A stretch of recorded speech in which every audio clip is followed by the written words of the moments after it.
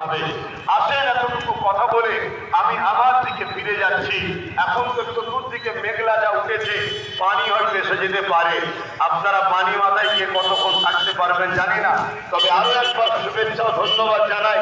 এই ছেলেগুলো হলো মেহনত করে আবার দেখছি ওপরটা কিছুটা জায়গা ছেয়েছে, তবে জনসভা প্রোগ্রাম কোনো এভাবে হয় না, কিন্তু বর্ষার সময় করেছে, এর জন্য অত্যন্ত তাদেরকে ধন্যবাদ জানাই।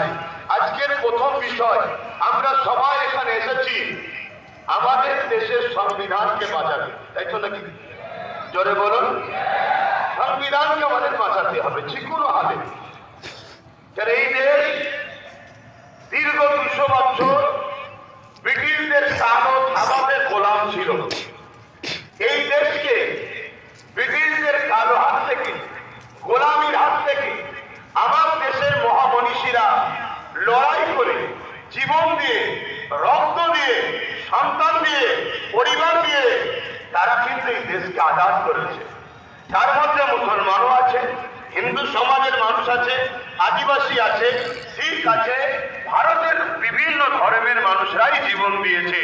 তবে উল্লেখ্য এটা যে ভারতের জন্য, দেশের জন্য যেভাবে উলামা হযরতরা জীবন দিয়েছে, এটা কিন্তু একটা নজিরবিহীন।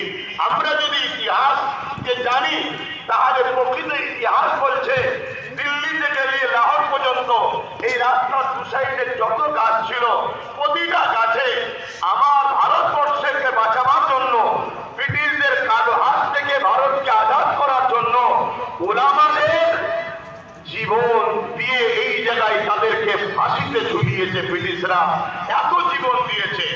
আর আমরা যদি ইন্ডিয়া গেটের দিকেও তাকাই, আমরা দেখতে পাবো ইন্ডিয়া গেটে 93,000 বা